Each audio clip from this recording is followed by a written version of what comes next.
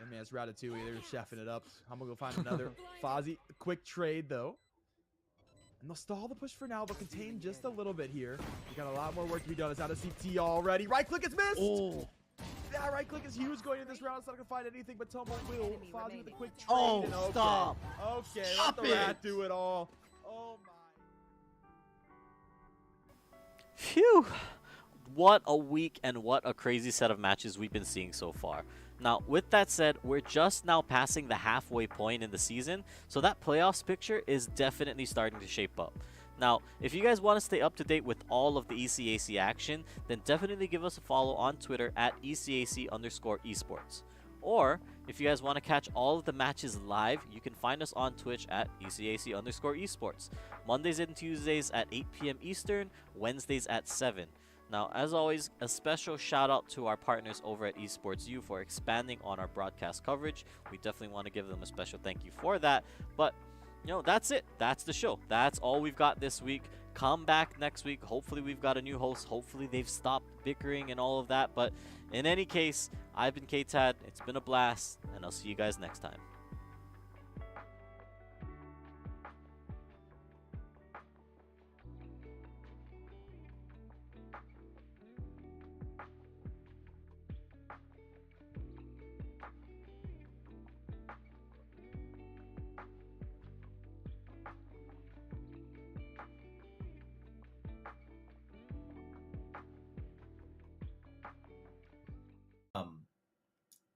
I really think that there's been a sorely missed opportunity for developers to take a step back from competition and take a step forward with community. And if they do that, I think we all win, because community, I would argue, is the one thing that no one's trying to solve. We're trying to solve recruitment. We're trying to solve competition. Tell me, where's community? Honestly, any one of you, go ahead. Shout out what's the national community for Scholastic right now. Any title, tell me. Yeah. Where do I go? How do I meet and hang out? Of the storm. Community 0. There's nothing. It doesn't exist anymore. And it doesn't exist statewide. It doesn't exist school-wide. It doesn't exist region-wide. It doesn't exist nationally. It doesn't exist digitally on Twitch. It doesn't exist digitally on Discord. It doesn't exist through any form of skill-based development. It doesn't exist on any form of, skill-based learning or just pure socialization and fandom. Huge missed opportunity. You want to take their time and make it more efficient, in my opinion, tell Riot Scholastic politely to stop what they're doing with competitive, and their integration with LCS should be, Twitch, symposiums and summits and conversations and learning and all sorts of wonderful things, and promoting camps and educational learning activities and RSSA sponsored curriculum. That will move the needle. I don't see any of that.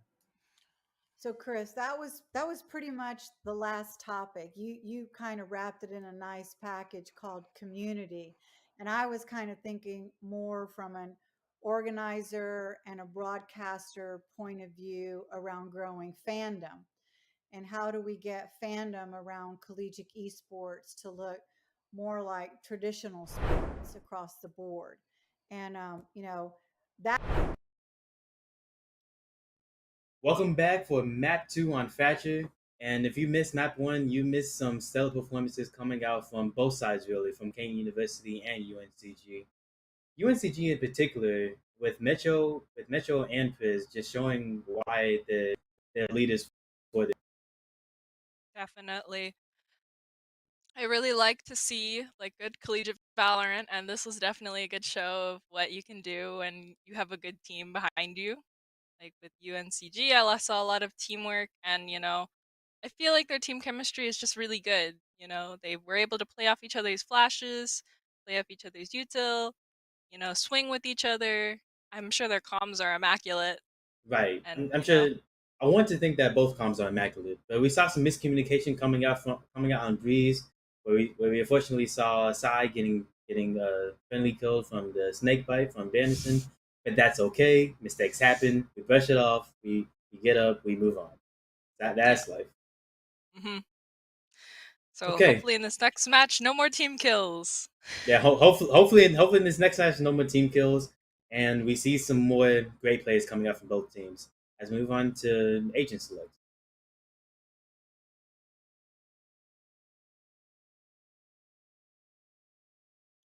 So as I've mentioned, Priz and Metro, this is unfortunately their last semester competing before they graduate.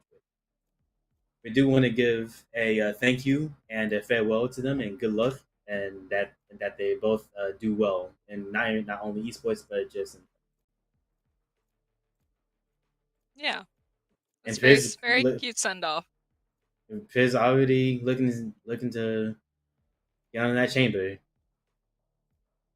His chamber made troubles for Kean on the last map, and very unfortunately, that was these was Kane's pick. Yeah, his chamber was real scary, so definitely would put him back on the chamber if I wanted to win. I would put him back on it in a heartbeat. And Viper coming out from UNCG, it's double smokes. Double smokes coming out from UNCG. It. I like the double controller meta. Will we see double controller coming out from Kean? Vase is very good on Fracture. Ooh, Harbor. Harbor. I hope they pick Harbor. See some Harbor gameplay? Yeah, that would be a part of the double controller meta. I would love to see some Harbor. It looks like Kean's just gonna be fashionably late for picking their agents. Oh, no Harbor. No Harbor. Unfortunately, Mars. Unfortunate. And now we're about to travel all the way to Fracture. From the sunny deserts to the... What would you call this? Deserted? It's like deserty and foresty. Because like, look at all these leaves. I feel like those are opposite things, but that's kind of what Fracture is. It's like two halves of like two different things. I just haven't seen two polar opposites of a map in Breeze and Fracture. We went from a very sunny, very beautiful map to still very beautiful, because I'm not gonna knock on the devs, to and just very barren, I want to say. Yeah. And as we go in, here we go. I'm on round one with Kean University looking to invest in some ghosts, and as well as UNCG looking to invest in ghosts. It's like everybody wants a ghost. Yeah. So hopefully Kean University is able to not only win this game, but just win 2 more rounds and show some great teamwork here. Anderson looking to not push in. After start coming out.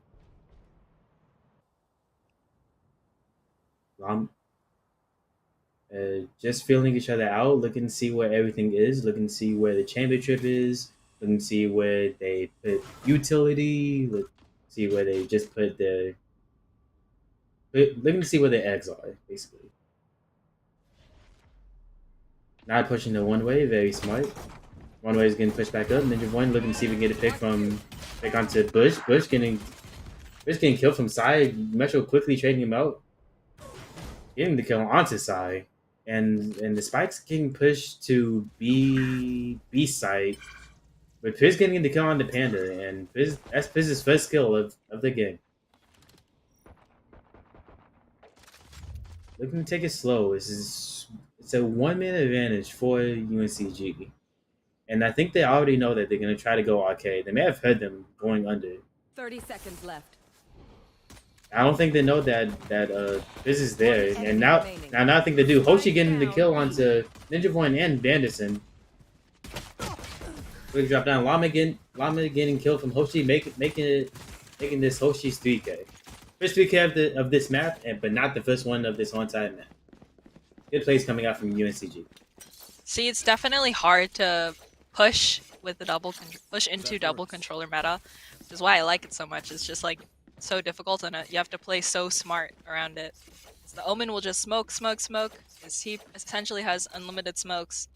Viper will hold down a site until she dies. So I really just like seeing it. I do like the parallels of the one agent who's pretty good right now against two agents who are pretty easy but also very good. So I just and the Hunt and the Tether coming in and the Dean just swinging, getting a quick 3K. One enemy remaining. Dean also getting poised. Looks like Bush takes away the ace from Dean. Nothing's perfect, but That nade was personal.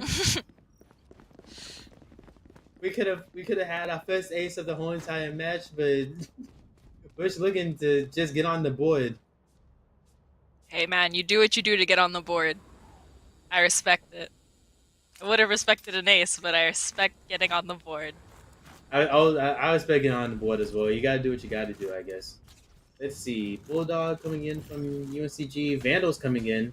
Last map, they as in Kean University didn't take advantage of the Vandals, and they were in a deep hole because of it. Hopefully this time it goes well.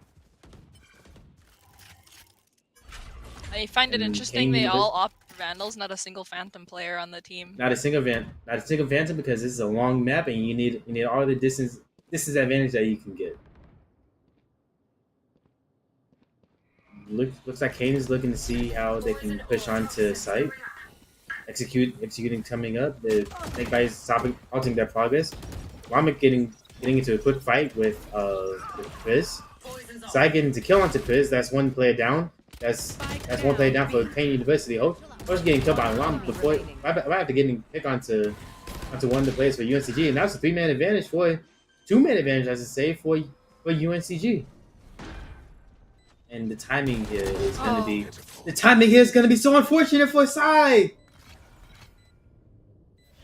And now Metro's looking to approach the tower, looking to see how much room he could take from Kean University.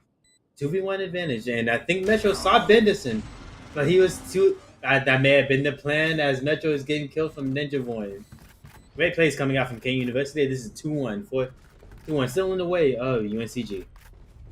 I'm glad that they learned from last map and were able to secure their round with guns.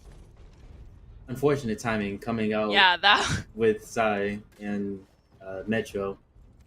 And any later or any soon, I think Sai gets the kill onto Metro there. What are we seeing here? Interesting team chemistry. Team mutual coming out from UNCG. Whatever it takes to bond your team, I guess. Ooh, they're doing the Fade Tether Raise Nade combo. Really like to see that. A lot of util being used. That may come to bite them back when it comes down in the later rounds. And it looks like we just have a bit of a default working right now with 3 on the B side. No early picks that I've come to be used to in this game. Just slow and steady. I've noticed that Kean University's Reyna is lurking right now. How do you feel about a lurking Reyna? As long as they get a kill. As long as they get the kill, they can go all the way to up 2 for all I care.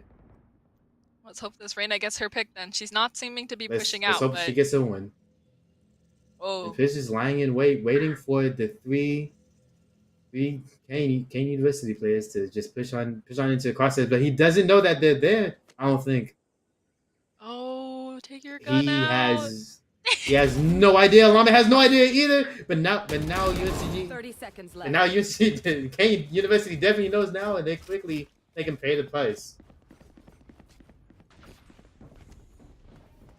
And UNCG are already quick to rotate. I think they've become accustomed to Kean University's tactics, but they need to get this back down. There's 12 seconds left onto the game. They don't have any time to rotate over to the other site. They have 5 seconds. 4, 3, and kills are coming in from Dean and Bush getting the kill onto Ninja Void. How unfortunate! It's so important to be paying attention to the clock when you're slow pushing. And one person needs to be paying attention to the clock at all times during these types of games. And as soon as you see that going red, you don't have any time to. You don't have any time to. I lost my thought because of Astra to look up there and and rotate to a side. You need to decide on the plan then and there, and I think that's what caught Kate. That's what cost Kean. I'm going into astral mode Line to do coming those in. astral things I do. Yeah, those things include interrupting the play-by-play. I really find this one way interesting because it's only useful if they don't push up. But like the minute they push up from that one way, it's just like, oh no. And ultimate combo coming in. Oh no. Dean knows. Dean doesn't know. Dean doesn't know that there's one thing Oh, there, but no. Benson doesn't get the kill in time. And they're quickly able to trade out Anderson. Flash coming out from Breach. Not getting the kill onto Fizz. Bush and Panda looking to be locking horns here. Panda and Sai looking to just regroup, seeing if they can pick a side, strength in numbers. Then by coming in from Hoshi, what a lineup! And it gets both players, I think, right? What a play from coming out from Hoshi.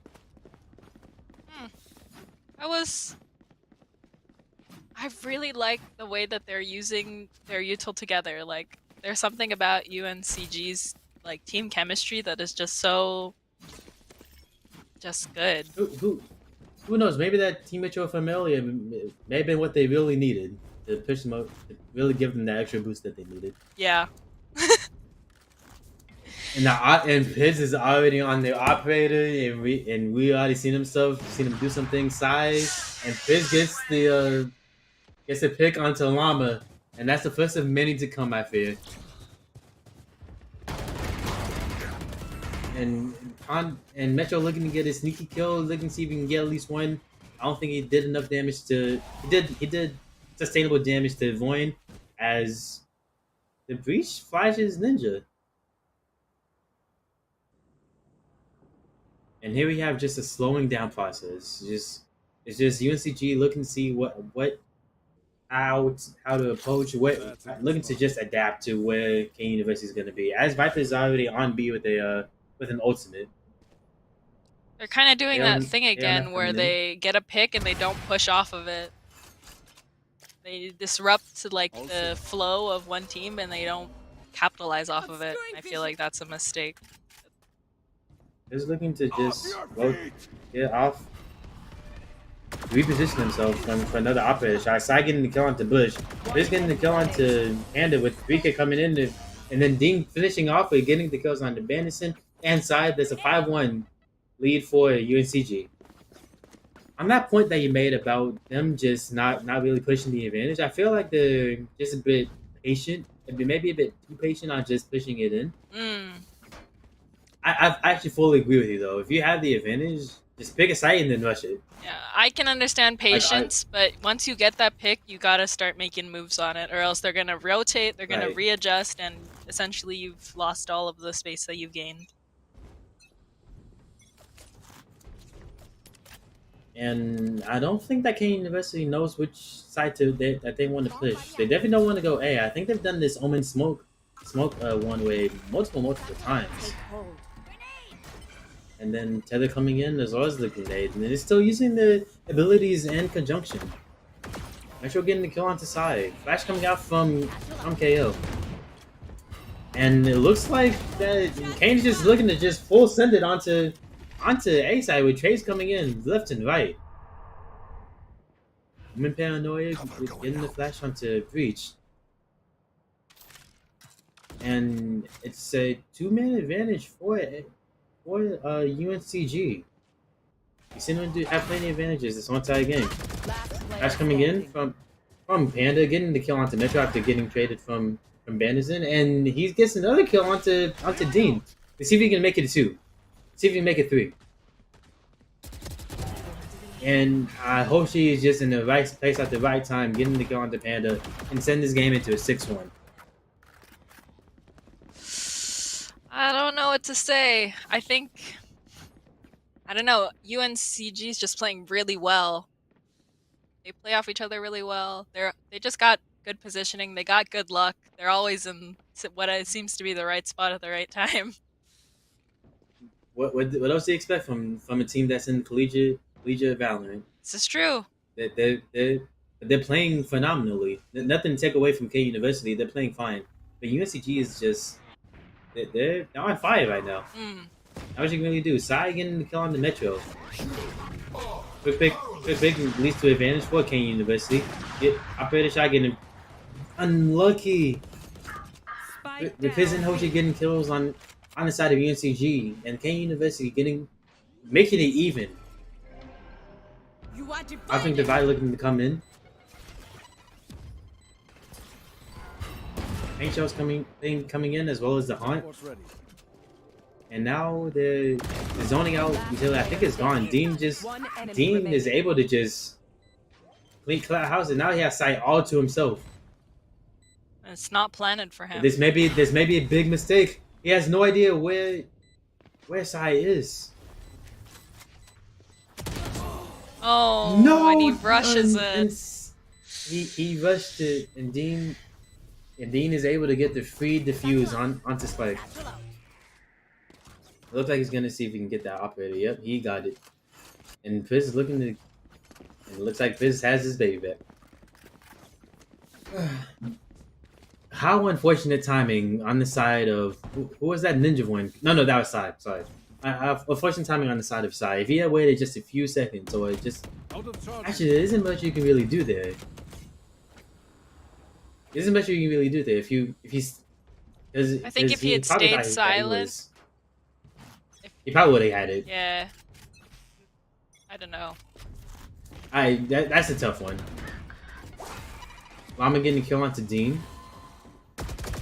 And Llama pushing the advantage, getting the kill onto Bush. He now gets a quick 2K. Fizz getting the kill on the KO. Now they're down their initiation.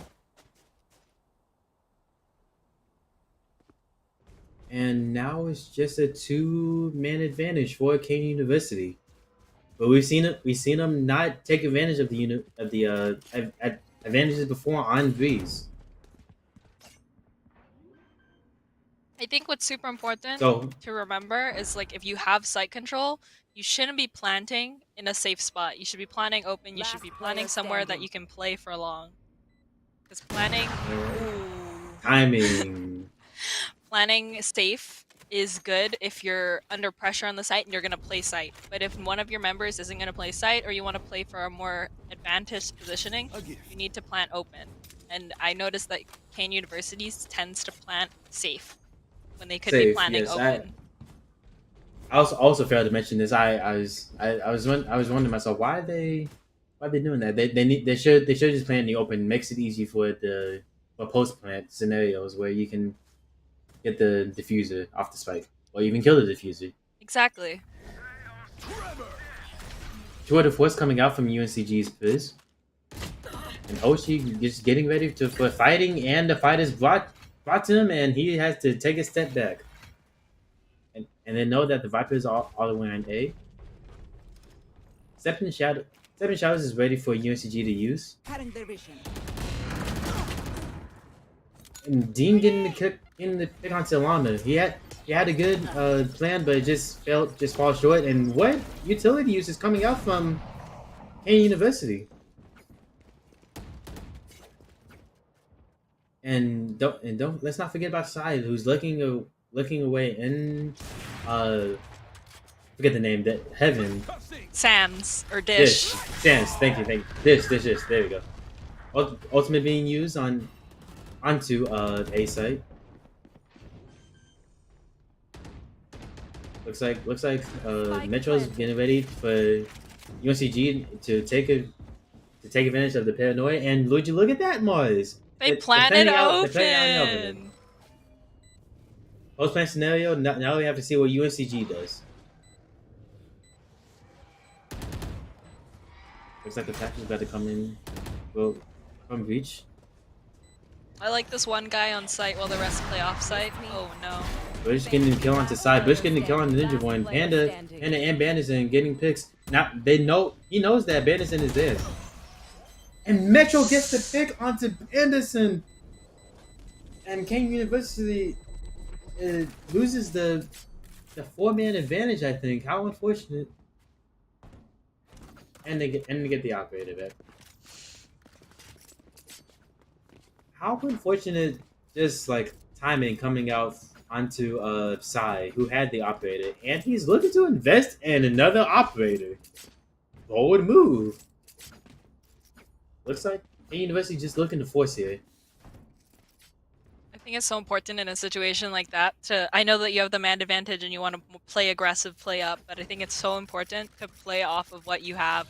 And it's knowing when the spike gets tapped, and it's playing off your util, and it's not swinging when you don't need to. And I think that's what would have won them the round. I also have noticed that the Reyna's not lurking anymore. She pushes with the team, which is very nice to see. Help take a lot of space in comparison to when with her lurk. Very early picks coming out to the side of Kean University, and now it's just KO who's on little HP, with Psy getting the pick, and now he has 3 other people to deal with, 2 other people to deal with, and Dean is able to quickly shut down the comeback, and now he forced it to be a 9-2. I'm sorry. Why are you explaining that there were just early picks coming in left and right? I know. That round was over pretty fast. That round was over fairly quickly. But one thing I noticed is that Llama was pushed way ahead of his squad. Probably just slowed down just a little bit. Although there may be maybe some frustration brewing, maybe? I don't know. Yeah, I see the aggression and what he's trying to do, but you have to play as a team in this game. And just abilities coming out, Bush and getting kills on this side. Dean's able to get 3 kills, and Bush is able to. Just the 2 of Dean and Bush is able to push back in University, and we move into a 10-2 halftime. The util usage is so good. Like it's so good. It's so hard to fight against because it's so coordinated, and Fade really gets the Fade stuff is not. I can't think of a better word, but it's scary to use. You want to play? And as we take a look back on this replay, the Fade ultimate comes out, the Nade comes out, Nade, Showstopper, another grenade, and them 2 by themselves was able to stop a push coming in from Kean University. And at that point, if you're Kean University, you just have to ask yourself, so now what? So now what is a good question. The answer to that question is you have to do well on your defense. And it looks like Kean University is already achieving the first step as they're able to get the first pick onto UNCG, but them getting it back, now it's back to even ground. And Llama quickly able to just get the rotate off and getting a pick onto Metro with Panda, Bush, and Psy getting kills left and right. And now it's just up to UNCG's Fizz to make some shit. I don't know. And Fizz getting a headshot onto Psy. No bomb plant yet. What I was going to say was make chicken salad out of you know what. However, he's doing a very good job of the ingredients that he has right now, taking advantage of the 40 seconds that he has. He's looking to see how much room he can get, and I like this. No one's looking to take a fight. No one's looking to really peek into him. They're playing his first contract, and Panda is able to quickly shut up Anderson, and that is just textbook tactical first-person shooter. Good for them. Playing the angles correctly. They didn't sacrifice anything. They didn't sacrifice their positioning. Good job coming in. But can we give a quick good job to Dean, who's 20-6? Wow. So early. I wish I had. I feel like I wish I had that type of duelist on my team. Me too. Astro, guys. And Kean University looking to get a quick, nice reset, getting the first map on their defense. And just UNCG is just winging out of the benches. Even has Llama afraid. Hoshi looking to smoke off the chamber trip, I think, but they already know they did that. Hoshi getting the kill onto Llama, Psy getting the kill onto Fizz. Hoshi getting the kill onto Psy, getting the trade off from Fizz. and Metro looking to just see if he can plant this life. But the Kean University is not gonna let them have it. Not for free. And Ninja Void goes down from Hoshi, and we are moving on to 11-3. Unfortunate coming out from Kean University. I think UNCG saved that round, did they not? No, they bought up. Oh, did they? Everyone Okay. bought. Okay. Well played coming out from UNCG then. I don't think that Kean University saw them buying. I wouldn't. But what plays coming out from UNCG? Just meeting Kean University's aggression and just hitting them back with it. Yeah, I agree with that. I'll find you. And it looks like the extras coming in from B side, and they're just looking to pitch in hard. And Bush willingly getting vulnerable. And now UNCG has the advantage with one extra gun. Shots coming in left, right, center, but nothing's really hitting yet as of yet. They're in a very good position in order to take advantage of the situation, but the poison orb from Vibase cuts him off, and those are coming in from UNCG faster than I can call them. And Hoshi getting a 3K that ends Match point. That ends the round as we reach match potentially match point coming in with a 12-3 in the way of UNCG. This is their last shot at getting it to map 3, so hopefully they have enough money to buy what they can and they can scrounge together enough to win, because we know it's possible. We've seen them win. And here we go. Potentially the last round. UNCG looking to just attack Arcade, and Ninja Boy see if he can get anything, but he was blinded. And now UNCG has the man advantage, and from what I've seen, man advantage is all they need. And Bush looking to just track down Panda and get the kill onto him. He doesn't know that Blend is in his head. He doesn't know now, and now he gets the kill onto him. Oshi getting the kill onto Llama, and Metro gets the kill onto Sai, and that is all she wrote. And that's a job well done in the form for UNCG. Well played from both teams. A phenomenal play coming out from UNCG. Yeah. Can't take anything away from Kean, but just good plays coming out. You had Fade utility being used from their Fade player. You had Razor's utility being used along with the Fade.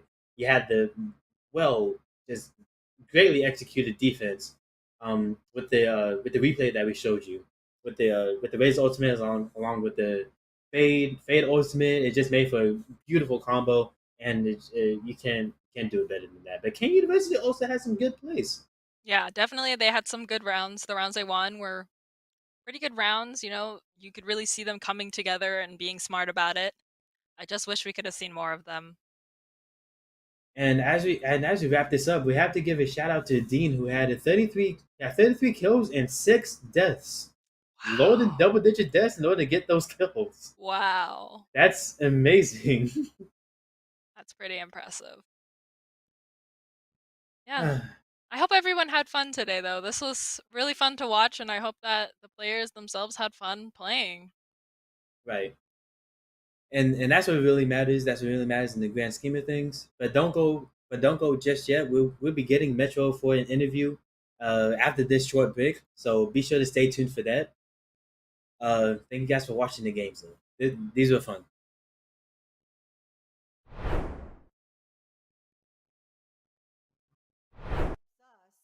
Go out and sell sponsorships in the place, of which trickles down to all our member schools that we represent. But when we go to brands and we can't check that box of, 1 billion impressions and 1 million views, we still are challenged with selling those sponsorships. So my last and final is, do we have any secrets around how to grow fandom or grow community let's just start with on campus? I got the big one real quick. Okay. Best way to grow community: food nights. Has nothing to do with playing the game. I'll give you a real life example. We used to do Dollar Burger Night. at the University of Cincinnati. We'd just go out to Bar Louie. We used to have dollar burgers every Wednesday. We'd post in at this time it was Facebook groups, tell people where to show up. 6 people, 12 people showed up the first week. By the third month, we had 40 plus people coming. And it was the biggest revenue night of the week for Bar Louie every week, purely because of us. But we had friendships, we had relationships, we had roommates, we had all sorts of great, wonderful things come from that. And that translated to our lands, our club meetings, and everything from that. Mm-hmm. It was nothing beats food nights. Just like pro sports, we need to focus on tribalism. And the way that you create tribalism is you have to prioritize in-person experience, in my opinion. I think that there's a lot of companies trying to become unicorn online platforms, but at the end of the day, I think we need pockets and hubs around the country that serve as regional and local hubs. Once you get a group of people together that share their love for the team that is on their campus, they start to develop a bond around that. You can do that online, but it won't be nearly as effective. Professional esports is having this tribalism problem because it's the majority of it's online. It's resulted in fans following players more so than the teams. I mean, that's a pretty broad topic, though. Like, we're starting to see those trends in traditional sports as well start to occur. People will follow LeBron and specific players on different teams to wherever they are. But I think for collegiate specifically, schools need to create meaningful live experiences. And if we're talking explicitly about fandom, you have to make the students on your campus care about the team first. That's the biggest thing. Either you create a level of pride through community engagement, or through the team itself. At a lot of schools, the groundwork is there for this. Like, there are schools like UBC, Ohio State, with Buckeye Gaming Collective that have clubs that number in the 2,000 to 3,000 range, right? So they have a base to begin with. At a school like Maryville, like, we kind of developed it the opposite way. When I came in and started building our esports program, we had 3 kids in our esports club. And so we've kind of built the team, and then the club has followed, which is kind of the opposite for a lot of schools. But I think that we have to develop tribalism, and that starts with meaningful live events. And the more that these events, the longer that these events continue to be like only online, the less effective it is in creating that final goal. Agreed. Doc, you wrap it up for us, please. I would just say this: clubs ebb and flow based on their leadership. But if all students, all clubs, all groups are given regular and meaningful invitations to come in, use the space, create what you want out of this, then it will continue to thrive despite the change in leadership. I can just imagine that Cincy student group with Chris heavy in the leadership there just being amazing. But there's not always someone with his skill set at the helm. So you just need to be open and look for opportunities to serve, even though it can be more difficult, especially in the scheduling of the space. I know a lot of people that don't like anybody else but the players they're recruited to use their space. As much as we can, if we want to build community, we have to open the space to people that we wouldn't normally see in there and let them do the types of things that they want to do. One more thing, so like on a national level, though, if we want to raise the general viewership of all of collegiate esports and not just different pockets, that's a hard one because people watch esports to see people do stuff that they're better than them at, right? So naturally at the collegiate level, we're going to be at a lower level than pro. So it's hard to get people to watch for that reason, but what we can sell are narratives and storylines matchup histories. And as we start to build a longer history of collegiate esports, I actually truly believe that some of the CLOL storylines are more rich than what exists in Academy and 100%. and the LCS, but no one's really covering it. No one's really drilling down into it. No one's creating narrative content. So I think that that's the key to getting people to care about it. Like if there's a storyline, people attach themselves to it. Yeah. Yeah, I'll add one more thing before we end. The largest organizations on any university campus. This is a very blanket statement. Could be wrong for you. It's right for many. Campus ministry and Greek life are always the largest groups on campus. Why? It's because of the concept of family. Let me explain. With a club or a program, many people identify, oh, I am a gamer, but I am also A, B, C. And usually it's I am A, B, C, and I'm also a gamer. Not everyone is a gamer first and foremost. And you're only going to capture that population if you're promoting purely competitive and purely esports. And so I said food nights and social activities, I'm really stealing from campus ministry and Greek life, because what you want to do to build community at your school is to make it so that the thing that you're doing is the number one thing in the students' lives. Now that's a very selfish thing to say, but it's a true statement. For you to grow the largest community, your community needs to feel that the thing that they're a part of is the most important part of their social campus experience. That's why Greek life is so successful. That's why campus ministry is so successful.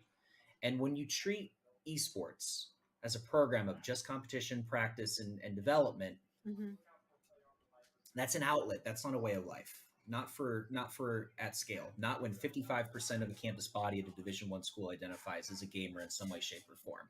You're not going to touch that 55%. You're going to touch 5%, maybe. You're probably going to touch 0.05% or 0.5% at a Division I school.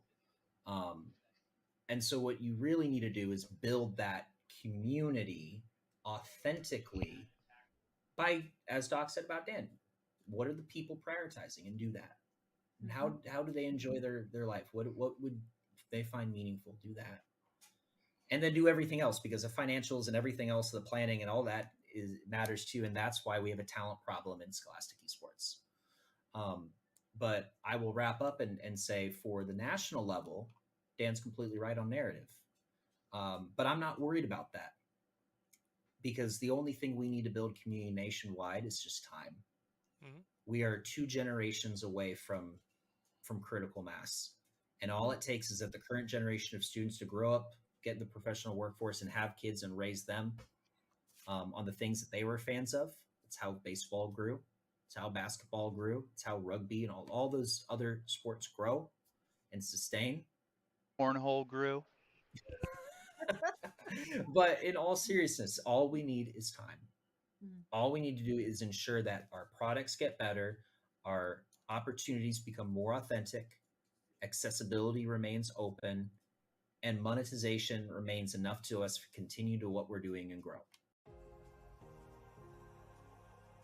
Hey guys, KTAD here, and as spring break is upon us, we too need a break every once in a while. But with that said, you know we've still got some great collegiate esports action for you, and playoffs is around the corner, so you know that these teams are doing everything they can. Well, if you guys just missed the 2 maps that were just played from between UNCG and Kean University, then you just missed some banger performances coming out from UNCG. Props to Kean University, but UNCG just had very good team chemistry. And one of the players is with us right now for an interview. Please give your warm attention to Metro. Hey, how's it going, guys? Hey Metro, how you doing today, man? I'm good. Good to hear. So we have a couple of questions for you, and then we'll see you off. So team chemistry let's is... start with Oh, Moss. sorry. You're good. Team chemistry is super important when it comes to team games like Valorant. What would you say helps your guys' team like mesh so well? Because you guys are really good at playing off each other's util and all that kind of stuff. So I think a lot of people don't realize what team synergy really means, and it comes down to like comfortability. And one thing we strive for like every week is hanging out with each other. This isn't just my teammates; these are some of my best friends that I've made. And when you have best friends, you hold them to different standards. You trust in them more, and when you have all those variables, it's just kind of comes natural. Wow. Hey Metro, good answer to that question, by the way. Fantastic, good performance on your Sova and Omen. But speaking, I want to speak to the actual person, not just Metro. How do you feel about this being your last semester? I have been competing in esports since I was 14. I never thought it'd be a thing I do in college. So it's been a wonderful, wonderful experience. I've met so many great and phenomenal people who have so much potential in and out of the game. So it's something I will never take back. And yeah. Naftas. And so you guys, I heard, are in CVAL, and like that's such a super cool feat. And how exciting is that? It's pretty exciting. I don't mean to boast. I think it's a humble boast in my opinion, but we're undefeated in every conference we played in. I think we're like 12-0 right now for all games. And you know, it might be a Wow. different league, but we treat it all the same. We just want to come and dominate the server every week. That's amazing. Okay, nice, good job, good job to you and you guys. You guys are amazing. Last question, and then we'll have our conclusion. Next week will be the final regular season, and you are going up against Southern Arkansas University. How do you feel personally about going into the match? How does the team feel going into the match, if you're allowed to say? We don't really look at the teams before we come into things. I don't think collegiate has gotten to a point where we have to like VOD review any teams. I don't think really any team besides maybe like the top 10 collegiate teams in like the country really utilize things and like really like have set plays and you know good things. So we come in, we stick to our game plan, we play through our game plan, we win. We rinse and repeat every week. Cool, man. This man right here is just cool, calm, and collected. Yeah. Before we let you go, Metro, do you have any comments or shout outs that you want to give to anyone? I got interviewed last week for our match, and nothing's changed. I just want to say shout outs to the people I play with every week. You guys mean more to me than you know. I win, lose, or draw. I have fun playing the game with you guys. So shout outs to my teammates. Shout out to UNCG for giving us a chance to even compete under them. And yeah, that's about it. It's nice to always appreciate you. Metro, thank you so much for the performance that you and your teammates have given. Thank you to UNCG. Thank you to Kean University. And thank you to you guys, the watchers who will watch it and give us a platform to give you. This has been Glitch. This has also been Mars. Thank you for watching Esports U2. We'll be back tomorrow with Rocket League at 8 p.m. Eastern Time.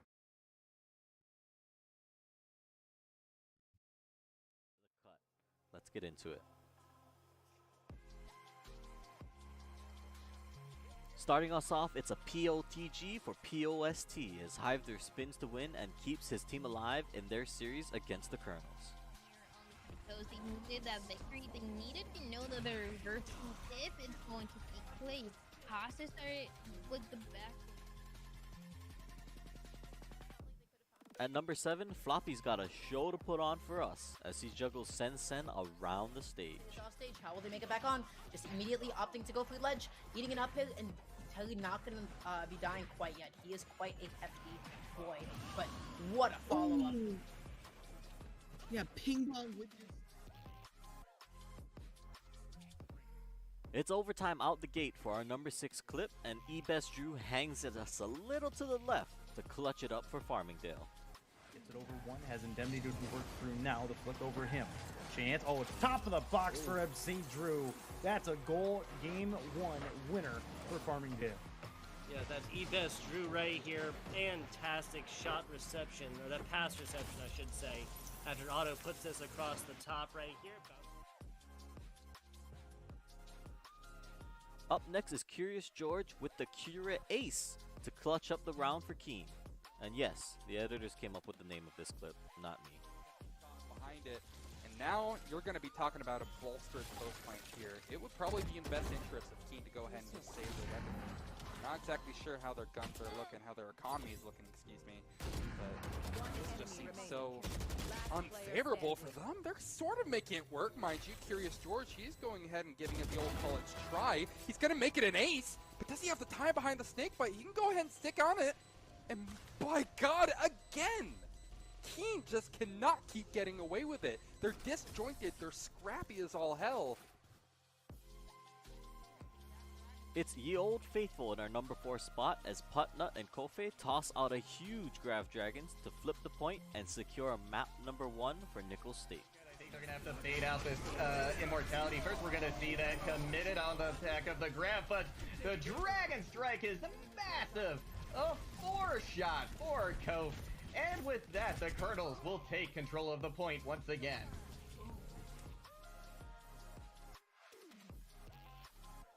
Now this might only be our number 3 clip of this week, but you guys have to check out this play from Not Leopard as he pulls off these ridiculous moves to juggle the ball right past the defenders of Central Missouri and into the net.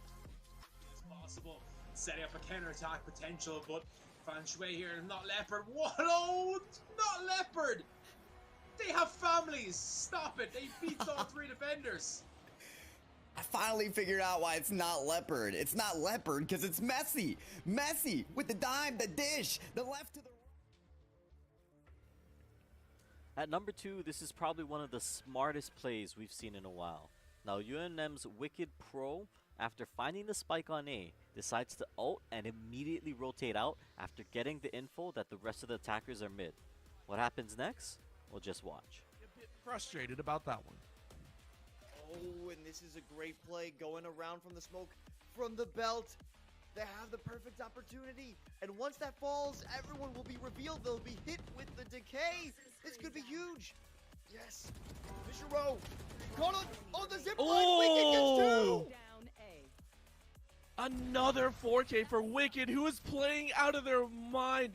The 500 IQ play. You knew that it was a weird angle to have that Viper spit. You knew that they were going to check everywhere inside. And Alright, number 1, let me break this down for you.